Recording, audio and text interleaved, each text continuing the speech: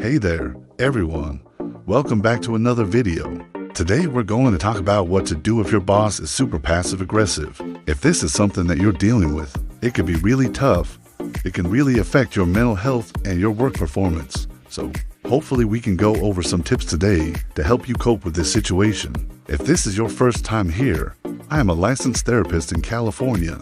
I earned my master's in science clinical mental health counseling, and I have experience working in corporate HR and employee assistance programs. So the first thing we want to talk about is what exactly does it mean when we say our boss is super passive aggressive? When I think of passive aggressive bosses, I think of a few different behaviors. The first one is the backseat manager. So this person is constantly finding things that you could be doing better. And instead of coming to you directly and telling you, hey, I do like the way that you're redoing this task, or I think you should approach it this way, they will do it in a passive-aggressive manner. A passive-aggressive boss might speak to other people on your team about how things need to get done and make comments such as, well, someone needs to get this done. Instead of coming up to you and giving you direct feedback, they are hoping that you hear about it from someone else and realize what you need to do. The second behavior I see is the gossip. So they may speak to you in a very sweet and friendly manner, but then they turn around and speak to others on the team about you and share things that maybe you shared with them in confidence, or they may share rumors that they heard about you. The third behavior I see is the one who takes all the credit. So you work super hard on a project and you're excited to share it with your boss. You send it to them and ask for their feedback. They give you some feedback, but it's not very specific. And then they take that project to upper management and they take all the credit for it. They don't give you any credit for the work that you did. So now let's get into what to do if you have a passive-aggressive boss. Number 1, keep your emotions in check.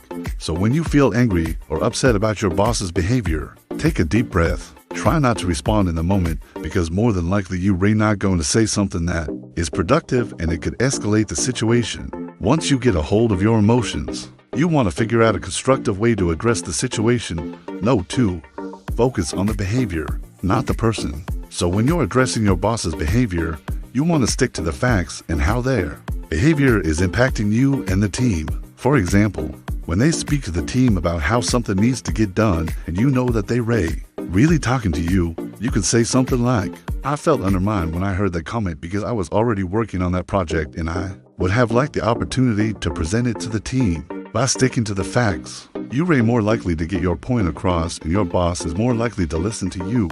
Number 3, don't engage. Don't engage in gossip or participate in speaking poorly of others. If your boss asks you to do this, you can politely excuse yourself from the conversation. You can say something like, I'm sorry, I don't want to speak negatively about them or participate in gossip. Then change the subject or excuse yourself from the conversation. And no. 4, document everything. Keep track of the dates, times, and details of the incidents. This could be helpful if you need to speak to HR or upper management. Lastly, know when it's time to move on. Sometimes, despite our best efforts, the situation doesn't improve. If you've tried addressing the situation with your boss and nothing has changed, it may be time to look for a new job. Working for a passive-aggressive boss can take a toll on your mental health, and sometimes it is just not worth it. So I hope this helps. I know that if you're dealing with this, it can be really frustrating. You feel like you're doing everything right, but nothing is ever good enough for your boss. Just remember to keep your emotions in check.